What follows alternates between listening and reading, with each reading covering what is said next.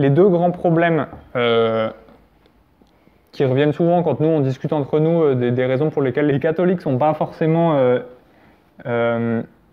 hyper bien reçus sur la scène politique, c'est la première parce qu'ils ne semblent pas écouter, c'est-à-dire que généralement les catholiques, ou les chrétiens en général, mais on va parler des catholiques ce soir, se plaignent de pas, que leur voix ne soit pas entendue. C'est le mot qu'on utilise généralement médiatiquement. Et ça veut dire que leur discours, quel qu'il soit, leur prise de position en politique, n'est pas reçu comme tel. C'est-à-dire qu'on ne l'écoute pas. Ce n'est pas un discours qui compte parce qu'il vient des catholiques. Et le groupe catholique n'est pas le seul à être ostracisé de cette manière-là, il y en a d'autres, mais il en fait partie. Et donc ça, c'est le premier problème. Et le deuxième problème, qui est une autre échelle, c'est que lorsque les chrétiens, et du coup a fortiori les catholiques, sont écoutés, ce qu'ils disent n'est pas reçu, ou difficilement compris, ou pas totalement compris. Alors on verra pourquoi, mais donc ça veut dire qu'il y a deux problèmes qui ne sont pas les mêmes. C'est le premier qui consiste à être écouté, et le deuxième qui consiste à être compris. Donc ça, c'est nos deux grands problèmes de ce soir. Le premier va nous prendre plus de temps que l'autre, je pense. Et donc je commence par le problème de savoir pourquoi les chrétiens, les catholiques, ne sont pas écoutés en général quand ils parlent. Quand je dis qu'ils ne sont pas écoutés, je renvoie simplement à un phénomène assez général que je ne réexplique pas parce que je pense que vous voyez tous très bien de quoi je parle, mais c'est donc une espèce de un phénomène de paria. On trouve ça aussi avec, alors plus maintenant, mais à une époque à propos des groupes écolos. C'est-à-dire une idée qui vient des écolos, c'était une idée qui vient des écolos, quoi. À l'époque de mes parents, les idées des écolos, c'est les écolos, quoi. C'est-à-dire qu'ils font un peu rire les gens, on n'écoute pas exactement ce qu'ils disent parce que ça vient d'eux. Il y a la même chose pour certains groupuscules extrêmes, notamment extrême droite en France, qui est pas mal ostracisé aujourd'hui, et pour les groupes religieux en général, surtout chrétiens. Les juifs se prononçant très rarement, j'ai pas souvenir en tout cas en politique en tant que juif de toute façon, mais disons qu'il y a ce phénomène d'exclusion qui consiste à dire que c'est encore les cathos, quoi. Alors, ça c'est pas juste. C'est-à-dire que vis-à-vis du processus démocratique qui vise à un dialogue égal, c'est pas juste d'ostraciser un groupe, mais en soi, il y a peu de choses vraiment très justes dans le fonctionnement de notre système démocratique, donc il ne faut pas trop qu'on pleure là-dessus, parce qu'on n'a pas vraiment été appelé à pleurer contre cette injustice, plutôt à la souffrir et à essayer de la dépasser d'une manière ou d'une autre, et on va voir comment. Mais ce qu'il faut comprendre avant tout, c'est pourquoi il y a ce phénomène-là, et c'est super important de comprendre comment se structure la vision de la société qu'on a tous entre nous, que les médias relaient et qui ensuite prend forme en politique. Et donc pour ça, il faut qu'on reparte tout en bas d'une analyse de la société en essayant de comprendre ce que c'est qu'un groupe social. Donc moi j'ai décidé de partir de là aujourd'hui, on part du groupe social et on remonte tout en épingle et on essaie de voir ce que ça donne. Un groupe social, je donne une définition canonique, j'espère que c'est reçu à peu près par tous, donc on ne rentre pas dans les détails là, mais en gros, c'est un ensemble de gens qui vivent ensemble. Qui vivent ensemble, ça veut dire qu'ils se voient, ils se fréquentent de manière régulière, et parce qu'ils vivent ensemble, ils développent des repères culturels communs. C'est des manières de faire, c'est des habitudes, c'est des goûts, c'est des styles vestimentaires, c'est des styles esthétiques en général, c'est des préférences, mais c'est aussi des trucs plus profonds comme des idées philosophiques, des valeurs, des choix moraux, etc. Et par définition, ce qui est hyper important à comprendre, c'est que ces groupes sociaux, ils se définissent par différenciation. C'est un grand classique en sociaux, en anthropologie et tout, c'est que pour se définir, un groupe a besoin de comprendre vis-à-vis de lui-même pourquoi il n'est pas l'autre, et c'est ça qui le définit en tant que tel. Donc quand vous avez un grand groupe, et que dans ce grand groupe, vous avez deux sous-groupes qui se fréquentent plus les uns les autres, parce qu'ils sont appelés à plus vivre ensemble, par exemple deux classes dans une petite école, puisqu'ils se fréquentent plus, ils ont l'impression de former un groupe et ils ont besoin que leur groupe se distingue du groupe d'à côté pour avoir une sorte d'identité. Et donc, ils vont être obligés d'inventer, de développer des manières de faire différentes qui seront des repères culturels différents qui permettront de les distinguer. Et en soi, ce processus, il est super bon. C'est justement le processus qui fait notre identité, c'est-à-dire que on appartient tous à des groupes sociaux qui font que on est unique dans la mesure où on appartient à tellement de sous-catégories que personne n'appartient à exactement les mêmes que nous. C'est comme les gènes. Il y a des gens qui ont les cheveux bruns, on est plusieurs à avoir les cheveux bruns, on est aussi plusieurs à mesurer telle taille, on est plusieurs à avoir tel système immunitaire, à avoir telle dentition, etc.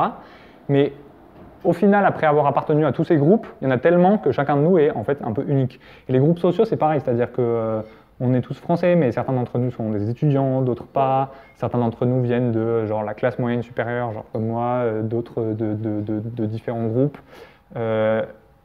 Certains viennent de familles nombreuses, d'autres de familles pas nombreuses. Et du coup, ça c'est des groupes différents. Il y a des cultures différentes. Si on veut savoir sur quoi il y a des cultures, il faut chercher les pages de mèmes, genre sur Facebook. Sur quoi est-ce qu'il y a des pages de mèmes, ça reflète des groupes qui ont besoin de se retrouver autour de blagues communes aussi. Et donc, en réalité, ces groupes sociaux, ils font partie du projet de Dieu, qui est un projet de spécification des individus pour que chacun soit culturellement ancré à un endroit et soit différent des autres, sachant que cette différence nous construit. Donc on a besoin nous les Français, on a besoin de se comporter pas exactement pareil que les autres. On a besoin d'avoir notre langue, on a besoin d'avoir nos manières de faire. Et au sein de la France, moi, pour pas être juste un Français comme vous, j'ai besoin d'avoir des trucs différents de vous, qui vont être des trucs en commun avec d'autres. Mais les trucs que j'ai en commun avec d'autres, je les ai dans différents avec d'autres. Enfin, vous avez compris, c'est comme l'ADN et le génome. Il faut qu'il y ait des différences. Et ce phénomène de groupe social, la marque du péché originel, on peut dire, ou en tout cas la marque du mal, là où les groupes sociaux peuvent tourner au vinaigre, c'est dans le fait de changer cette différenciation en opposition morale. C'est-à-dire qu'en plus de dire que les Français sont différents des Allemands, on va dire qu'il y a un problème avec les Allemands. C'est-à-dire qu'ils sont différents, et en fait, c'est pas pour rien, c'est parce que moralement, il y a quelque chose de moins bon. Et donc là, on rentre dans une opposition qui est un conflit, où l'autre devient un espèce d'adversaire, et ça crée des phénomènes d'ignorance, du coup des phénomènes de peur qui deviennent des phénomènes de préjugés, du coup de mépris, et puis après, inévitablement, de haine, et puis un jour, vous avez la moitié du Rwanda qui prend les armes contre l'autre en une nuit. Tout ça parce qu'il y a des groupes sociaux qui se sont constitués tellement forts qu'ils en sont venus à... tellement forts les uns contre les autres qu'ils en sont venus justement à un phénomène de haine. Mais ça, vous le connaissez assez bien, je pense. Enfin, c'est commun à notre monde, on connaît très bien. Mais du coup, il faut différencier le processus normal, qui est celui de différenciation des cultures, et le processus de haine, quoi. Et ce processus de haine... il a l'air de ressembler parce qu'il se développe dans le même contexte, c'est-à-dire le contexte de groupes sociaux, mais en réalité, il est super différent parce que... Il faut que je prenne une image, en fait. Les groupes sociaux, c'est comme des bulles. Et il y a des bulles dans des bulles, dans des bulles, des petites bulles, des grandes bulles qui se regroupent. Donc la France, c'est une très grande bulle. Au sein de la France, il y a des étudiants, etc., etc. Et puis la France, c'est peut-être une bulle plus grande encore. Et plus on augmente, moins les bulles ont de définition. C'est-à-dire que être européen, ça renvoie pas à grand-chose, alors que être, je sais pas... étudiant en biologie, ça renvoie à quelque chose de hyper précis. Et à la fin, dans un pays par exemple comme la France, la question qu'on se pose, c'est est-ce qu'à la fin il reste une bulle ou est-ce qu'il reste deux bulles? C'est-à-dire que est-ce qu'on est capable de faire rentrer tout le monde dans une espèce de définition commune, comme par exemple, je sais pas, l'humanité, qui réunit les gens, ou est-ce qu'il va falloir à un moment deux bulles? Et en fait, le phénomène de une bulle ou de deux bulles, c'est des choses hyper différentes, et l'un c'est le projet de Dieu en fait, et l'autre, c'est le projet diabolique de division. C'est-à-dire que il faut absolument qu'il y ait deux bulles. Et moi, je trouve qu'il y a ça en France, par exemple, en politique, avec les phénomènes de droite et de gauche. C'est un aparté, on en reparlera, mais en réalité, la droite et la gauche, ça change beaucoup de définitions à travers le temps. Historiquement, c'est très compliqué de savoir à quoi renvoie l'un, à quoi renvoie l'autre. Ils s'échangent des arguments, ils s'échangent des positions, etc.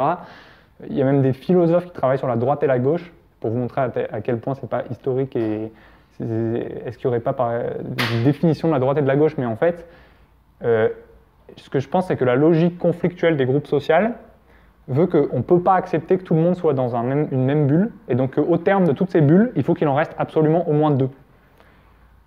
Et la droite et la gauche en France, ça reflète un peu ça, c'est-à-dire que ça ne reflète pas des idées ou des valeurs ou quoi, ça reflète la nécessité qu'à la fin il y ait deux bulles pour qu'on puisse continuer une logique de conflit, pour qu'on puisse continuer à se définir nous contre quelqu'un.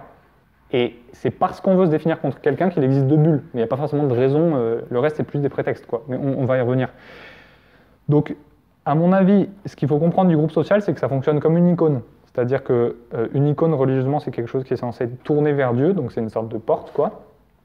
Et dès qu'on la considère comme quelque chose qui a part à la divinité, quelque chose qui serait une divinité, comme cette icône devient une divinité, c'est pas possible que d'autres icônes soient aussi des divinités, des conflits entre icônes, et il y a des conflits entre les icônes et la divinité. Et les groupes sociaux, quand ils se considèrent comme simplement des images du projet de Dieu, qui est un projet de communion de société et de cité, à partir du moment où ces groupes cessent d'être des images simplement de la communion, mais deviennent en eux-mêmes une sorte de divinité, on les idolâtre, et de là naissent les conflits entre les groupes. Donc en fait, il faut toujours être vis-à-vis de ces groupes sociaux, je pense, et là je dis rien qui vienne de mon cerveau, hein, c'est quelque chose d'assez classique. Je le dis en des termes de sociologie, donc c'est pas comme ça qu'on le trouve vraiment au Vatican, mais c'est quand même un truc assez commun de dire que finalement, les appartenances culturelles ne peuvent pas être poussées au bout à tel point qu'elles s'opposent à d'autres, parce que du coup elles s'opposent au projet de Dieu qui est à la fin de toutes les réunir. Bon. Mais ce qui rend la chose super difficile, et c'est la première chose vraiment importante de ce soir, c'est que les catholiques, et en général les gens qui participent d'une religion qui a pour projet d'unifier le monde sous un seul groupe social, ils ont un problème, c'est qu'ils appartiennent à la fois à un groupe social, eux, dans leur vie en tant qu'individus, et à la fois à un mouvement religieux qui vise à subordonner tous ces groupes sociaux dans une seule et même unité. Et d'ailleurs, Église catholique, si vous prenez les racines, ça veut dire en gros, si je traduis, assemblée universelle. Donc ça veut dire une bulle qui n'a aucun contenu. C'est-à-dire que ce n'est pas un groupe social, l'Église. L'Église catholique ne peut pas être un groupe social parce que justement, elle n'a pas de contenu et elle ne se définit pas par différenciation avec les autres. Elle a pour but d'être le tout des gens. Mais les catholiques au sein de ce projet, c'est eux-mêmes des gens qui sont dans des groupes sociaux. C'est-à-dire que quand bien même on participe de cette assemblée universelle qui n'a pas de couleur sociale, nous on vient de quelque part. Et c'est sur ce point-là qu'il peut y avoir un conflit entre ce que notre groupe nous amène à faire ou à penser et ce que le projet d'une association assemblée universelle nous propose de faire. Et par exemple, les catholiques en France, il y a plusieurs groupes sociaux auxquels appartiennent les catholiques. Mais par exemple, dans les grandes villes comme Lyon ou Paris, il y a un groupe social assez commun pour les catholiques. C'est normal, les catholiques vivent ensemble, ils se retrouvent, etc. Donc nécessairement par la logique de groupe, à un moment, ils développent une culture commune. Et on peut la décrire en fait. Preuve que c'est bien un groupe. Par exemple, je sais pas, les filles s'habillent plutôt avec des couleurs vives et unies, avec des boucles d'oreilles à grands pendants. Les mecs, ils ont plutôt genre des cols marins, des bateaux, des polos, etc. Ça correspond à des manières de parler aussi. Genre les catholiques disent un pélé ou une ado pour un pèlerinage ou une adoration, parce que c'est une manière, c'est normal en fait de se réapproprier un mot pèlerinage que tout le monde peut utiliser, d'une manière que seuls les catholiques peuvent utiliser, pour se distinguer justement de l'usage commun du mot pèlerinage. Donc quand il y a un pélé et une ado. Et ça, c'est des types qui correspondent au catholicisme comme groupe social, mais il y a aussi des choses qui viennent pas du catholicisme, c'est-à-dire que pèlerinage et ado, c'est effectivement des mots qui sont chargés de manière religieuse, mais le fait de porter par exemple des chaussures bateau, c'est pas tellement une question liée à la religion. Mais là, c'est assez rigolo parce que je parle de vêtements et d'esthétique, mais il faut surtout pas oublier que c'est les mêmes problèmes quand on parle d'idées politiques et de valeurs, quoi. Et que du coup, la question à se poser, c'est dans nos idées, lesquelles viennent d'un groupe social, qui est le nôtre, et lesquelles viennent réellement de l'évangile, ou en tout cas des enseignements des papes. De la même manière que les papes n'ont jamais demandé aux catholiques de porter des bateaux, et du coup si les catholiques demain arrêtent de porter des bateaux, ça ne va pas poser de problème, il y a peut-être certaines idées politiques et certaines valeurs que les papes non plus n'ont pas demandé, et qui sont arrivées là par le jeu de groupes sociaux, auxquels on ne fait pas gaffe parce qu'on connaît mal notre histoire, et qu'on croit aujourd'hui être des choses catholiques, à proprement parler. Et c'est ces trucs-là qui sont hyper dangereux pour nous en politique. C'est un peu des produits toxiques, quoi. C'est-à-dire qu'on nous les refile en pensant que c'est des trucs catholiques. Nos parents nous les refilent dans un contexte catholique et tout, donc on se dit c'est des trucs de cathos. Et en réalité, ça vient de groupes qui effectivement sont cathos là, tout de suite en France, mais ces idées auraient pu ne pas du tout être associées au catholicisme à un autre endroit de la Terre. De la même manière que les bateaux ne sont pas associés au catholicisme dans plein d'autres endroits de la Terre. Bon, vous avez compris, j'arrête avec les bateaux. Mais c'est pour ça que c'est important de connaître bien à la fois son histoire, c'est-à-dire d'où nous on vient en termes de groupe social et quelle idée on nous a filé, et ce qui vient de Rome et des évangiles. Donc il faut bien connaître les deux en fait. Son histoire à soi et l'histoire de l'Église, pour faire la part des choses, quoi. Bon, on y revient. Ça, c'était la partie sur les groupes sociaux. Parce que maintenant, on a parlé de groupes sociaux, maintenant, il faut qu'on parle de politique.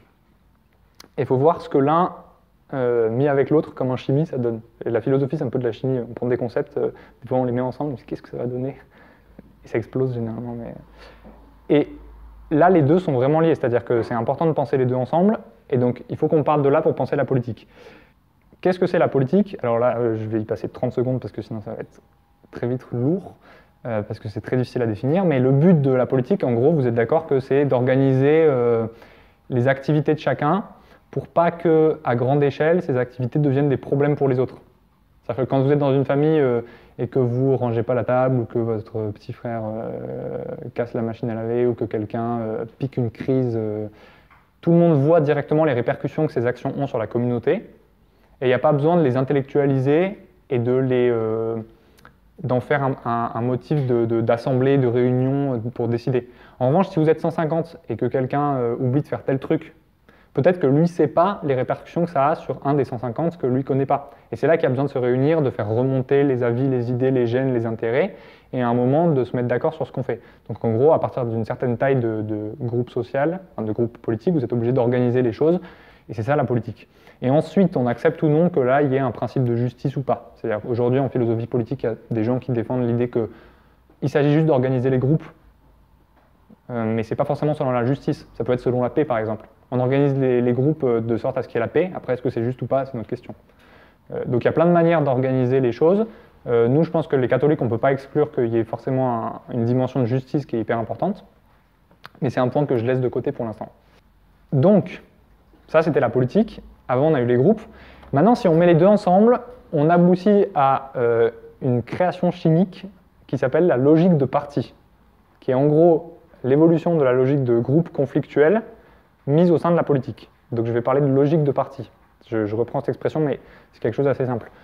Je vais essayer de vous montrer une différence sans faire de concept ou d'explication un peu bizarre, en passant par une situation que vous avez tous vécue d'une manière ou d'une autre, je pense. Vous participez tous à des groupes qui sont assez grands pour faire de la politique et qui sont beaucoup plus petits qu'une mairie ou qu'une circonscription, comme par exemple un groupe scout, un grand, genre une centaine de personnes peut-être, une fac, des classes parfois, genre des délégués. Bon, délégués de classe, on est tous d'accord que ça ne sert pas à grand-chose en France, mais mettons que ça serve à quelque chose. Ça, c'est un peu notre modèle d'un tout petit groupe politique. Et quand il y a des décisions à prendre dans ces groupes-là, mettons qu'il y ait des votes à faire, les gens vont prendre position. Genre, est-ce qu'il faut, je sais pas, dans un groupe scout, est-ce qu'il faut donner la responsabilité de groupe à des gens de plutôt 14 ans ou des gens plutôt de 16 ans? Donc là, il faut décider. Et il peut y avoir un vote. Et les gens vont voter. Et vous ne savez pas qui va voter pourquoi. À moins que vous les connaissiez très bien parce que vous connaissiez leur idée, vous ne pouvez pas dire en croisant un tel pour qui il va voter. Et s'il y a plusieurs votes d'affilée, les gens votent pour des trucs différents. Vous n'êtes pas capable de dire qu'il y a des phénomènes de groupe dans le fait de voter. Et ça, c'est le fonctionnement un peu normal, on pourrait dire, de la démocratie. Maintenant, vous prenez un pays comme la France, si vous croyez que vous avez quelqu'un dehors, en 30 secondes, je suis sûr que n'importe lequel d'entre nous est capable de dire à la manière dont il s'habille et dont il parle, pour qui il a voté. Et ça marche souvent. Et même si nous, on n'est pas très bon à le faire parce qu'on a autre chose à faire de nos vies, il y a des gens dont c'est le métier, ça s'appelle des communicants, et des gens qui font des carrières dessus, ça s'appelle des représentants politiques, d'une manière ou d'une autre. Là, je parle des communicants, je parle des gens du coup qui construisent des campagnes dont le but est de ramener des groupes sociaux sous l'égide de l'un ou l'autre vote. Mais c'est super bizarre et il faut qu'on interroge cette différence. Pourquoi est-ce que ce qui n'arrive pas du tout à petite échelle arrive dès qu'on est à l'échelle de la France? Et la réponse que j'essaie de donner, que je vais essayer d'exposer, c'est que c'est justement la logique des groupes sociaux conflictuels qui n'existe pas dans un groupe scout de 100 personnes, mais qui existe à l'échelle de la France, qui est venu mettre le bazar. En gros, comment expliquer ça?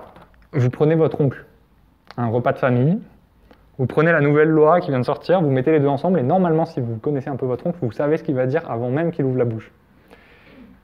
Enfin, ça peut être un oncle ou quelqu'un d'autre, mais c'est un peu la figure, quoi. Et moi, dans ma famille, c'est un oncle, en tout cas. Et il répète toujours la même chose, et on sait ce qu'il va dire avant qu'il parle, parce qu'en fait, c'est pas lui qui parle, c'est son groupe social qui parle pour lui.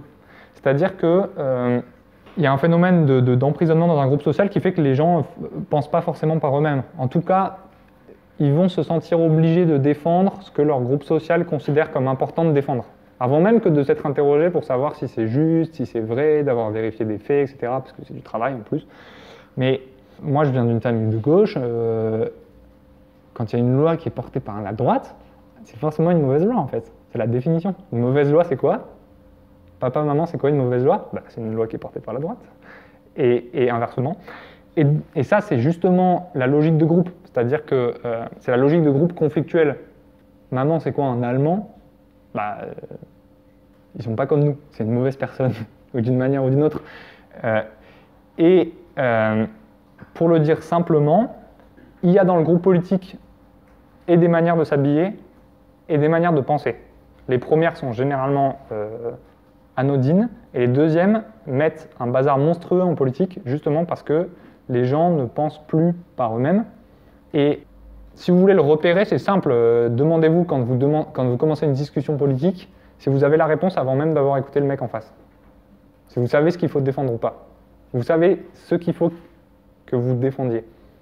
Si vous savez ce qu'il faut que vous défendiez avant d'y avoir réfléchi, ça veut dire que c'est quelqu'un qui vous a dit ce qu'il fallait défendre. Et ça, c'est un groupe social. Et les groupes sociaux marchent comme ça. Et alors, quand en plus ils sont conflictuels, ça veut dire que le champ politique passe d'un terrain de réflexion à un champ de conflit, où le but, c'est pas de savoir ce qui est juste, c'est de gagner. Il faut gagner. C'est-à-dire qu'il faut qu'il y ait un président de droite, il faut qu'il y ait un président de gauche, il faut qu'il y ait un président catholique, ou il faut que, peu importe finalement ce qu'il défend, il faut qu'il défende suffisamment de choses qui permettent de l'associer à un groupe, mais ensuite, une fois qu'il est associé à un groupe, c'est bon. Et c'est très grave, notamment lorsque ce groupe se trompe, parce qu'on pourrait se dire, oui, mais d'accord, nous les catholiques, on pense toujours pareil, mais c'est parce qu'on a toujours raison. Alors, ça arrive, mais ça n'arrive pas tout le temps. Et il arrive qu'un groupe ait raison. Et du coup, même quelqu'un qui aurait réfléchi, il défendrait les trucs de son groupe. Mais ça arrive quand même pas très souvent. Et forcément, quand il y a 5-6 groupes, mettons qu'il y a une seule bonne idée, il va y avoir au moins 4 ou 5 groupes où les personnes parlent sans savoir vraiment ce qu'elles disent. En tout cas, ce qui est important, c'est de voir comment ce phénomène fonctionne en politique et de voir que c'est simplement un phénomène de division qu'on retrouve n'importe où. C'est-à-dire qu'on le retrouve aussi au sein des religions. Au sein de l'Église catholique, on le retrouve. C'est-à-dire qu'en fonction de la manière dont les personnes parlent, à quelle messe les gens vont, quels livres ils lisent, comment ils font leurs prières, des trucs vraiment intimes normalement, qui sont analysés, scannés par nous pour savoir de quelle obédience sont les gens. Est-ce que c'est un tradi, est-ce que c'est un charismatique? Et puis alors avec les ordres, c'est encore une autre paire de manches. Est-ce que c'est un dominicain, est-ce que c'est un jésuite? Puis après les dominicains entre eux généralement, mais bon. Et ça, c'est juste la même chose que le phénomène politique en France de gauche, droite, extrême droite, syndicaliste, frontiste, etc. Et donc, ce qui semble important de dire, c'est que, bon, d'une part, ça c'est un espèce d'aparté, mais à mon avis, si on regarde les figures des saints, ce qui est rigolo, c'est qu'ils sont généralement assez difficiles à classer, parce qu'à mon avis, ils expriment pleinement une individualité. Ils ne peuvent pas être absorbés par un groupe, parce que pour recevoir un message de la part de Dieu, il faut forcément être une individualité. Dieu, il ne file pas des messages au groupe, il file des messages aux personnes. Mais j'arrête, je mets là la pastorale. Mais... Et donc, pour résumer la logique de parti, avant de passer au reste, on ne s'intéresse pas forcément à la justice, mais surtout à la victoire des groupes, et on ne considère pas la communauté comme un groupe uni, mais comme un terrain de conflit. C'est-à-dire qu'il faut deux bulles, quoi. Et à partir du moment où on fait ça, tout le débat politique est pollué, parce qu'on va chercher à défendre des idées pour faire gagner un groupe, et on ne va pas chercher à savoir ce qui est vrai ou pas. Alors, des fois, il y a des gens qui font un effort pour se former. Des fois, ils développent un effort monstrueux pour se former, mais sans même parfois interroger ce qu'il y a à défendre. Du coup, ils récoltent énormément d'informations, énormément de données, un système rhétorique très construit pour pouvoir avoir raison, mais ils ne se posent pas la question de savoir d'où vient ce qu'ils essayent de défendre, quoi. Bref, donc, les groupes sociaux qui entrent en conflit, c'est un truc naturel, c'est une marque du péché originel, c'est triste, c'est comme ça, c'est sûr qu'on ne pourra pas surmonter les choses aussi simplement. Ce qui est important, c'est d'en être conscient en politique. Et d'en être conscient à tous les étages. C'est-à-dire que la politique, c'est peut-être un aboutissement de trucs qui commencent plus bas. C'est-à-dire que si ça commence spirituellement, et qu'on ne règle pas ce problème spirituellement, par exemple, dans les églises, ça va peut-être être dur d'avoir des catholiques crédibles à échelle politique. Et vous voyez ce phénomène de diffraction de la vérité où chacun tire sa part à soi avec l'évangile même. C'est-à-dire qu'il y a des usages de certains concepts de l'évangile qui sont utilisés de manière hyper différentes par des groupes sociaux ou politiques hyper différents, tous revendiqués comme chrétiens ou catholiques, simplement parce que le but c'est de défendre des choses, quoi. Mais est-ce qu'aujourd'hui on peut évoquer l'idée du célibat des prêtres sans que ça fasse catho de gauche, ou aller à la messe en rite latin sans que ça fasse catho de droite, genre? Ce qui est triste, hein, parce que ça veut dire qu'on s'est fait manger par la logique de parti. Mais bon, je passe là-dessus. En tout cas, ça veut dire que nous, catholiques, on n'est pas indemnes de la logique de parti. Je pense que dans l'Église, on a suffisamment d'exemples pour dire qu'on n'en est pas indemne, et c'est normal. Et qu'il faut absolument qu'on soit conscient de ça. Et que donc, en politique, le grand problème des catholiques, c'est pas tellement d'être écoutés ou de ne pas être écoutés, c'est cette logique de parti, qui fait que comme n'importe quel groupe social, on ne peut pas apporter grand-chose à la scène politique, quand bien même nos idées sont excellentes. Parce que tant qu'on cherchera à se distinguer des autres groupes, tant qu'on cherchera à défendre nos idées, non pas parce qu'elles sont excellentes, mais parce que ce sont les nôtres, on n'apportera pas grand-chose. Mais on n'est pas les seuls. Hein. N'importe qui se fait manger par la logique de parti n'apporte pas grand-chose au débat politique. Et c'est pour ça que les débats politiques post-présidentiels, on les connaît. Enfin, franchement, il y a des gens qui sont hyper intelligents, ça s'appelle des analystes et des journalistes, ils écrivent les débats avant même qu'ils aient eu lieu. Et ça correspond, c'est souvent pas très loin, quoi. Parce que c'est des stratégies et des parties déjà jouées avec des pièces qui sont immobiles, que nous sommes, qui sommes des groupes sociaux, et qui sont immobiles parce que ils n'ont pas d'intelligence individuelle, quoi. En tout cas, ce qu'il faut se dire, c'est que si les médias, du coup, sont injustes vis-à-vis du monde catholique parce qu'ils l'instrumentalisent, c'est aussi parce que le monde catholique est instrumentalisable.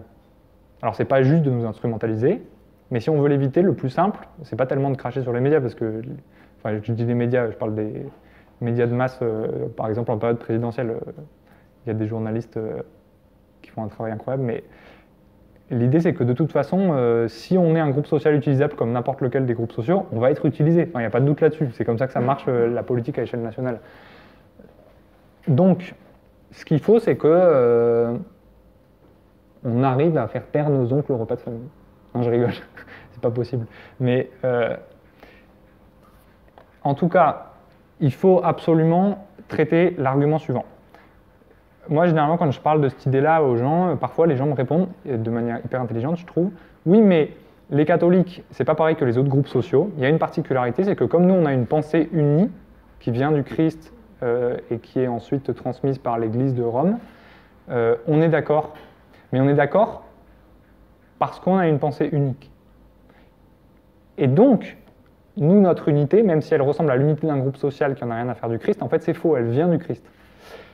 Mais il y a une preuve de fait qui est flagrante du fait que ça ne marche pas comme ça, c'est que quand vous allez dans les endroits où les catholiques réfléchissent le plus, c'est-à-dire les endroits voués à la réflexion, les catholiques ne sont pas d'accord du tout, en fait. C'est là qu'ils sont le moins d'accord.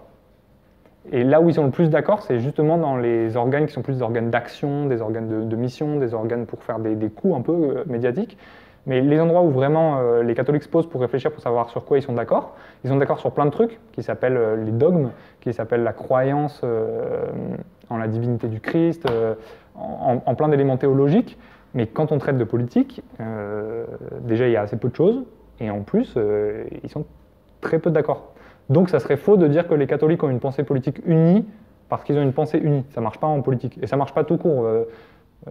Même théologiquement, on se met d'accord sur pas mal de trucs, mais il y a encore beaucoup de débats. Et c'est tant mieux, c'est la marge de l'intelligence. On n'est pas prêt d'avoir cerné Dieu, quoi. Et Dieu étant aussi dans la sphère politique, on n'est pas prêt d'être non plus exactement d'accord là-dessus. Donc, si on accepte ça, ça veut dire qu'en tant que catholique, il faut savoir à quel groupe social on appartient.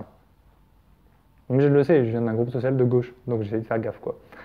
Parce que ce groupe social va utiliser des arguments chrétiens pour défendre des intérêts de groupe. Par exemple, si vous venez d'un groupe social, par exemple bourgeoisie libérale, qui a peu d'intérêt dans la redistribution des richesses, vous allez utiliser par exemple le concept chrétien de liberté pour défendre une action minime de l'État sur la redistribution des richesses. Mais comme vous êtes aussi catholique, vous allez utiliser le même concept de... vous allez oublier le concept de liberté et vous n'allez surtout pas l'utiliser quand il va s'agir de parler de mœurs. Par contre, vous prenez un catholique genre de gauche, il va utiliser le concept de liberté pour parler des mœurs, en disant qu'il faut laisser les gens vivre pleinement leur parcours et qu'ensuite, si Dieu les rencontre, tant mieux, mais qu'en tout cas, on ne peut pas mettre des lois qui sont oppressives, etc. Par contre, ils ne vont surtout pas utiliser le concept de liberté pour parler de redistribution des richesses. Et là, c'est un peu un exemple classique, mais il y en a plein d'autres où on utilise en fait les concepts chrétiens un peu comme on veut, quoi. Donc ce qu'il faut se demander quand on parle en tant que catholique en politique, c'est si c'est nos intérêts de groupe qui parlent pour nous ou pas. Est-ce que c'est juste parce qu'on est des avocats, des magistrats, des médecins, des syndicalistes, etc. Ou est-ce que c'est juste parce que c'est juste? Et de même, je sais pas, est-ce que quand on est un catholique un peu, genre, je sais pas, marginal de gauche, genre disruptif, on essaye de pas être comme les catholiques de droite parce que il y a cette opposition conflictuelle nécessaire. Il ne faut pas être comme les catholiques de droite, peu importe ce qu'ils pensent. Donc si eux, ils défendent l'interdiction de l'avortement, nous, on va être pour. Mais ce qu'il faut se demander, c'est, bon sang, est-ce qu'il faut ou pas autoriser l'avortement? C'est ça la question. La question, c'est pas qu'est-ce qu'il faut que je pense pour correspondre à... Bon, je pense que j'ai suffisamment rabâché sur ce point-là, c'était quand même le point un peu important. Maintenant, avant de passer au deuxième point de la soirée, qui est plus court, une petite solution, enfin non, j'ai pas de solution, une petite piste, je pense, qui est un truc hyper classique, mais que le christianisme enseigne beaucoup dans sa dimension missionnaire, notamment aujourd'hui dans la pastorale, c'est très présent, c'est la notion de rencontre. C'est-à-dire que la notion de rencontre entre les individus permet de briser les conflits de préjugés, de haine, d'opposition qu'il y a entre les groupes, sans les dissoudre non plus, parce que dissoudre les groupes, c'est dissoudre les identités, et c'est faire un truc un peu staliniste qui est très problématique, parce que ça veut dire que tout le monde perd sa personne, mais la rencontre, ça permet simplement de briser la logique conflictuelle des groupes, en conservant les groupes, quoi. Et ce qui est important dans la logique de rencontre, c'est que les idées et les groupes ne peuvent pas se rencontrer. Il n'y a que les personnes qui se rencontrent. C'est-à-dire que le catholicisme ne peut pas rencontrer l'islam, parce que les idées, elles sont piégées dans les livres, dans les têtes, etc. Ce qui peut se rencontrer, c'est des chrétiens et des musulmans, mais c'est très différent. C'est un grand classique, hein, que la rencontre brise les préjugés, c'est-à-dire que c'est quelque chose qu'on retrouve partout. C'est une niaiserie, entre guillemets, hyper répandue dans la culture populaire, les films, les chansons et tout, mais je pense qu'il faut faire gaffe aux niaiseries, parce qu'il y a certaines niaiseries qui sont niaises parce qu'elles sont fausses. Bon. Il y a beaucoup de niaiseries qui sont niaises parce qu'elles sont belles et rabâchées, mais c'est parce que c'est des vérités un peu éternelles, quoi. C'est-à-dire que s'il y a un truc qu'on retrouve dans toutes les sociétés, à toutes les sauces, et que tout le monde aime bien regarder le soir quand il rentre chez lui sur un film, c'est justement parce que c'est un appel universel. Donc c'est pour ça que énormément de films se ressemblent. Donc ils ne sont pas très bons en tant que films originaux, mais par contre ils disent quelque chose de très vrai. Et donc s'il y a autant de films sur briser les préjugés de groupe, etc., du genre je ramène un copain noir à la maison de mes parents, il doit y en avoir 100 000 des films comme ça, c'est qu'il y a une vérité derrière. Et cette vérité, c'est que justement les groupes sociaux sont sauvés, chrétiennement parlant, par la rencontre. C'est ça qui permet de les faire cohabiter sans qu'ils se détestent. Qu'est-ce que ça veut dire en politique maintenant? Ça veut dire qu'on fera une politique d'autant meilleure qu'on connaîtra personnellement les gens avec qui on dialogue. Ou qu'on connaîtra au moins quelques personnes dans les groupes avec qui on dialogue. Et plus les organismes et les structures sont grandes, moins on a l'occasion de rencontrer les gens. Et plus elles sont petites, plus on a l'occasion de les rencontrer.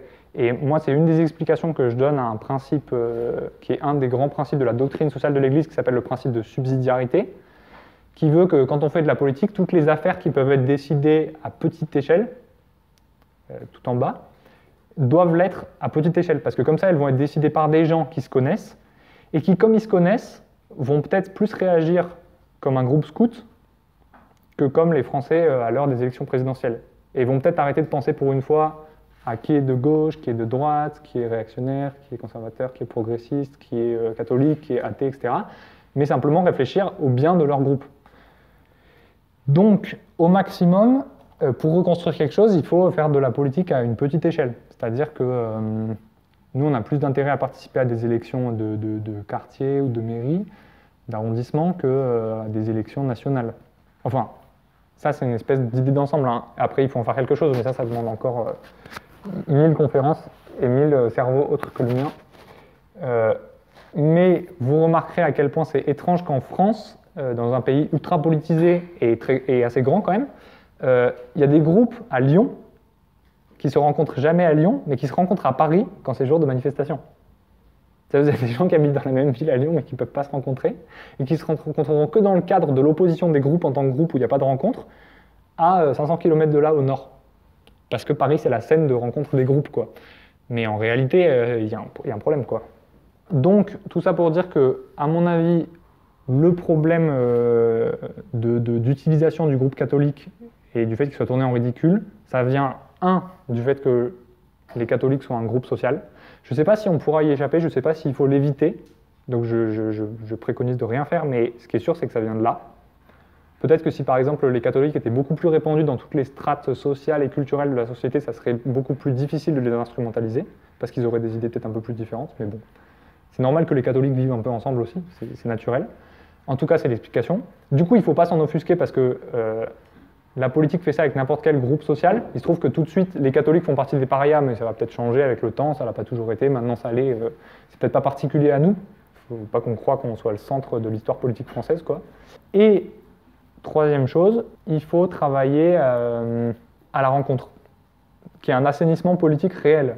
C'est-à-dire que si on arrive à se réunir avec des gens pour dialoguer de politique calmement, et qu'on arrive à comprendre des arguments qui ne soient pas simplement des oppositions de groupes sociaux, peut-être qu'on fera gagner quelque chose à la politique.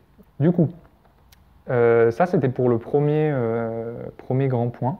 Le deuxième, c'est, mettons qu'une fois, plusieurs fois, ou au terme d'un long processus, on réussisse à être écouté. Ça va arriver, c'est déjà arrivé, ça arrive dans des endroits et tout. La France, c'est quand même un pays qui se respecte un peu en matière de dialogue. C'est pas la fête ces jours-ci, mais il ne faut pas se plaindre, ça marche quand même super bien à l'échelle de l'Europe, encore plus à l'échelle du monde. C'est quand même un pays de débat, et des fois, il y a des débats intelligents avec des catholiques où les catholiques sont écoutés. Mais quand ils sont écoutés, il y a un autre problème, c'est que sur des questions qui sont aujourd'hui les questions les plus discutées, donc les questions de mœurs notamment, des questions d'éthique médicale, d'éthique biologique, d'éthique de la recherche, il y a un problème qui s'appelle la thèse libérale. Alors moi je l'ai appelé la thèse libérale, ça veut rien dire, je sais qu'il y a des philosophes, voilà ouais, Hector il fait la tronche derrière parce que ça n'existe pas à proprement parler, donc moi je donne un nom pour ce soir, mais vous pouvez le trouver sous plein d'autres noms, le couperet libéral ou la thèse libertaire. En tout cas, c'est l'idée assez classique que la liberté commence et s'arrête. Non, attends. La liberté s'arrête là où commence celle d'autrui. C'est une idée, donc ça c'est sa formulation classique qu'on se transmet tous. En gros, c'est une idée philosophique qui a émergé dans des temps très conflictuels, en Angleterre notamment, et après en France, où il y avait des guerres civiles en gros, où il fallait trouver un moyen pour que on ne discute pas de trucs de mœurs qui allaient mettre le feu aux poudres, et qu'on les range donc dans un truc qu'on a appelé maintenant la sphère privée. Et qu'en gros, il y a de la politique à faire uniquement lorsque nos actions vont concerner des gens qui ne sont pas consentants. Donc si vous déversez des produits toxiques dans les eaux de Lyon, c'est une affaire politique parce que ça ne vous concerne pas que vous. Par contre, si vous voulez vous avaler de la mort au rat à l'occasion le soir chez vous, vous faites ce que vous voulez, quoi. Et alors, quoique en France c'est différent parce que le suicide est encore est un cas particulier en justice française, mais bon, passons. Et aujourd'hui, cette idée-là, elle est omniprésente dans la sphère politique. C'est-à-dire que c'est la manière aujourd'hui de penser la démocratie. Je vais vous citer un mec qui s'appelle Hans Kelsen. C'est une sommité en droit. C'est l'équivalent de Kant pour la philo. C'est l'équivalent de... En fait, je connais rien par la philo, ça craint. C'est l'équivalent de Newton pour la physique. C'est à peu près à la même période que ces mecs arrivent, 16, 17, 18e siècle. Kelsen début 19e du coup. Et c'est eux qui lancent en tout cas des idées qu'on appelle aujourd'hui modernes, qui régissent les domaines. Et le domaine du droit, dans le monde aujourd'hui, en Europe notamment, s'appelle le droit positif. C'est un truc qui fait vraiment émergence dans les années 20 aux États-Unis en Europe. Et c'est régi par la pensée d'un type qui s'appelle Hans Kelsen, qui est le grand théoricien de la pensée positive. Je vous passe ce que c'est le droit positivisme, parce qu'on n'est pas là pour ce soir. Mais en tout cas, il y a notamment cette thèse libérale qui est très présente. Je vous cite Kelsen pour que vous compreniez sa vision de la démocratie. Celui qui tient des vérités et des valeurs. Donc les groupes sociaux partagent des vérités et des valeurs, mais ils ne partagent pas forcément les mêmes. Celui qui tient des vérités et des valeurs absolues pour fermer à l'esprit humain doit considérer non seulement sa propre opinion, mais aussi l'opinion contraire d'autrui, au moins comme possible. Et c'est pourquoi l'idée démocratique suppose une philosophie relativiste. En gros, en politique, des questions profondes de vérité et de valeur, on ne va pas en parler, parce que la démocratie ne peut pas marcher si on en parle. Il faut faire comme si, à ces sujets-là, il n'y avait pas de vérité absolue, ni de valeur absolue. Aujourd'hui, une grande partie des magistrats, une grande partie des hommes politiques et une grande partie des gens simples comme nous parlent et comprennent les discours politiques de cette manière. Et les catholiques n'ont pas l'air de le prendre en compte. Ils n'ont pas l'air de comprendre que ça, c'est ce qu'on appelle genre un paradigme, c'est-à-dire un truc dont on ne sort pas. Pour que vous compreniez la notion de paradigme, en gros, c'est comme si nous, quand on amène des idées politiques qui ne respectent pas cette idée-là, on essayait de jouer aux échecs avec des gens qui jouent aux dames. Genre, ça ne marche pas. Ce pas les mêmes règles. Et les arguments conservateurs en matière de mœurs, généralement, ne respectent pas cette règle. C'est-à-dire que, par exemple, classique truc récent, le mariage homosexuel, en fait, si vous avez quelqu'un qui considère qu'il n'y a pas matière de faire de politique ou de loi quand tous les gens sont consentants à propos d'une activité, le mariage homosexuel, ça ne pose pas de problème. Mais si quelqu'un veut se marier avec n'importe quoi, au fond, ça ne pose pas de problème. Je veux dire, ce n'est pas une question d'homosexualité ou quoi, c'est une question que si les gens sont consentants, ils font absolument ce qu'ils veulent. Et c'est porté aujourd'hui par des gens qui n'ont aucun problème avec la notion de suicide, aucun problème avec la notion d'allonger une espérance de vie, ou tant que ça ne concerne pas autrui. Parce que par contre, c'est des gens qui sont très tatillons si jamais ça vient à toucher quelqu'un d'autre. Ce n'est pas du tout des gens qui n'ont pas de valeur, c'est des gens qui considèrent qu'il n'y a pas de vérité absolue sur la scène politique en matière d'éthique. Donc, notamment pour la question du mariage, les gens font ce qu'ils veulent, quoi. Et les seuls arguments conservateurs qui sont audibles, c'est justement ceux qui ne concernent pas ce point-là. Par exemple, le cas hyper particulier en France de la question de l'avortement, c'est que la question de l'avortement, si je suis libéral et que je respecte la thèse libérale, pour autoriser l'avortement, il faut que j'explique que l'avortement, ça ne concerne personne d'autre que la femme qui avorte. Et pour expliquer ça, il faut que je prouve qu'il n'existe personne dans le ventre de la mère avant une certaine période. Et c'est pour ça que généralement, ces théories-là du droit qui essayent d'expliquer par exemple que l'embryon ne prend vraiment une personnalité qu'à partir de 3 mois par exemple, ils sont appuyés sur une philosophie où le vivant, ça va être par exemple la conscience. C'est-à-dire que tant que personne n'a de conscience, il n'y a pas d'être vivant. Donc un truc qui n'a pas de conscience, on peut en faire ce qu'on veut. Par contre, dès qu'il y a une conscience, etc. Mais du coup, ça veut dire que quelqu'un qui est dans le coma, une personne âgée qui perd sa tête, ça pose quand même des problèmes, cette philosophie. Mais bon, tout ça pour dire que eux, lorsqu'ils essayent de défendre l'avortement, ils essayent de respecter ce truc-là. Mais pour ce coup-ci, pour les défenseurs de l'avortement, c'est plus facile parce que ça rentre dans les cadres libéraux. L'avortement, c'est plus facile à défendre parce que les gens qui veulent le défendre sont capables de montrer que en fait, ça concerne quelqu'un d'autre que la mère. Donc là, il peut y avoir un vrai débat sur la question de l'avortement. Alors c'est marrant parce que c'est là où il y en a le moins, mais c'est là où les catholiques sont les moins écoutés parce que c'est une question vraiment hystérique dans la société française et ça peut se comprendre. Mais en tout cas, si les catholiques sont écoutés sur ce truc-là, et mettons qu'ils veuillent défendre l'interdiction de l'avortement, ils seront écoutés parce que là, ils jouent aux échecs avec des gens qui jouent aux échecs. Ils jouent aux échecs. Il y a les mêmes règles. Vous voyez ce que je veux dire? C'est-à-dire que la règle, la règle libertaire est respectée. Ce qui n'est pas le cas dans le cas du mariage homosexuel. Donc, en fait, alors justement, les catholiques qui ont développé une réflexion construite vis-à-vis du mariage homosexuel, si on remarque bien, ils ont essayé de développer des arguments qui incluent cette thèse et qui essayent de jouer aux échecs avec les gens qui jouent aux échecs. Par exemple, en disant que, en fait, s'il y a le mariage homosexuel, ça ne va pas être un problème pour les homosexuels, mais ça va être un problème pour les enfants. Et du coup, là, on retombe sur une action qui concerne quelqu'un qui n'est pas consentant, et donc on a quelque chose qui inclut dans la thèse libérale. Donc on voit que de toute façon, en France aujourd'hui, n'importe qui essaie de développer une pensée politique audible doit respecter ce truc-là. Ou alors on peut discuter de ce truc-là, mais discuter des paradigmes politiques, ça ne se passe pas sur la scène politique. Quand vous arrivez sur un plateau de télé, les dés sont déjà jetés. Le jeu est déjà là et les règles sont déjà en place. Vous ne pouvez pas en sortir. Si vous sortez des règles, vous êtes inaudible. Et c'est le cas de beaucoup de catholiques qui se pointent sur des plateaux de télé. Mais par contre, si on veut discuter ces trucs-là, et c'est très possible, mais c'est à d'autres endroits que ça se passe. Ça peut se passer, je ne sais pas, ici, à l'université, en tout cas pas sur la scène politique. C'est un peu le problème, c'est que malheureusement, aujourd'hui, on est dans un paradigme qui considère que la liberté, c'est une certaine chose, et même si on n'est pas d'accord, on ne peut pas jouer selon des règles différentes. Pas parce que les gens ne seraient pas d'accord, mais parce que les structures qui font qu'on peut nous écouter ou pas, font qu'on ne nous écoutera pas, qu'on ne comprendra pas en tout cas. En plus, il ne faut pas trop mépriser cette vision de la liberté, qui s'arrête là où commence celle des autres, parce que elle a pu nous être utile et elle pourra nous être utile. Imaginez qu'on tombe dans une société où les catholiques deviennent vraiment hyper parias, en tout cas les phénomènes religieux deviennent super parias, et que des gens essaient de nous interdire de nous rassembler pour prier. Bah là, on sera bien content de pouvoir dire la liberté s'arrête là où commence celle des autres. On est tous consentants, laissez-nous prier. C'est ça que demandent aujourd'hui les couples homosexuels qui veulent se marier. Mais c'est exactement le même système. Donc on ne sait pas si c'est une bonne ou une mauvaise chose, mais en tout cas, c'est la manière dont les règles se jouent. Et c'est pas sûr qu'elles jouent forcément contre nous. On pourrait en avoir besoin aussi pour se défendre. C'est une arme, c'est-à-dire que c'est pas forcément une vérité, mais c'est la manière dont le jeu est joué aujourd'hui en politique, quoi. Ça, c'était les 2 points. Il y a une dernière chose qui me semble importante, c'est que là, tout ce que je viens de dire, il y a un trait commun aux 2 parties, c'est qu'il faut absolument écouter avec attention ce que les gens disent, ce que les gens reprochent et ce que les gens argumentent contre les discours catholiques. Parce qu'on ne les a pas forcément bien compris. Des fois, on croit qu'on n'est pas écouté, alors qu'en fait, on est écouté, on n'est pas compris. Et des fois, c'est l'inverse, on croit qu'on est compris, mais en fait, c'est juste qu'on n'est pas écouté. En tout cas, il faut faire attention à ces phénomènes-là. Mais nous, ensuite, en politique, il faut en tirer les conclusions qui s'imposent, à savoir qu'aujourd'hui, je ne pense pas qu'il existe de pensée catholique unique. On n'a pas ça dans les textes de la doctrine sociale de l'Église.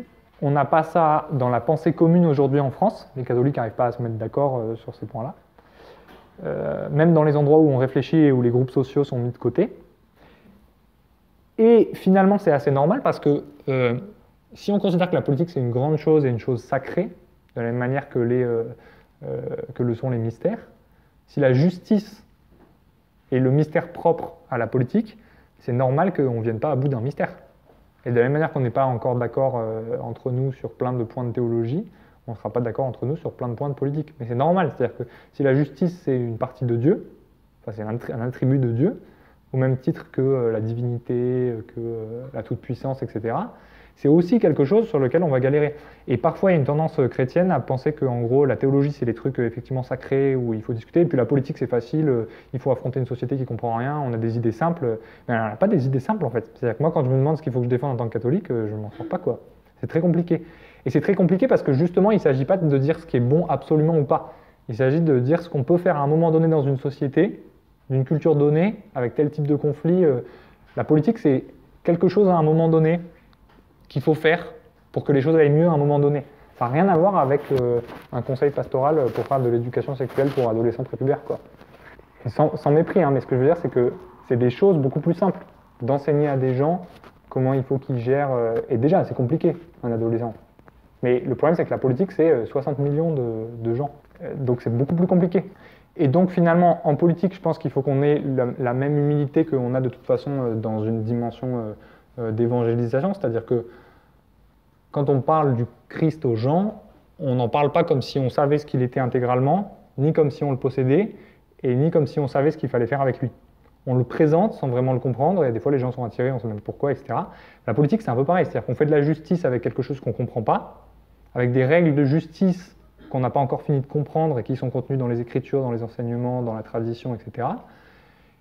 Et on peut participer au débat politique, mais il ne faut pas se leurrer sur le fait que nous-mêmes, on a un débat politique en interne à mener entre cathos.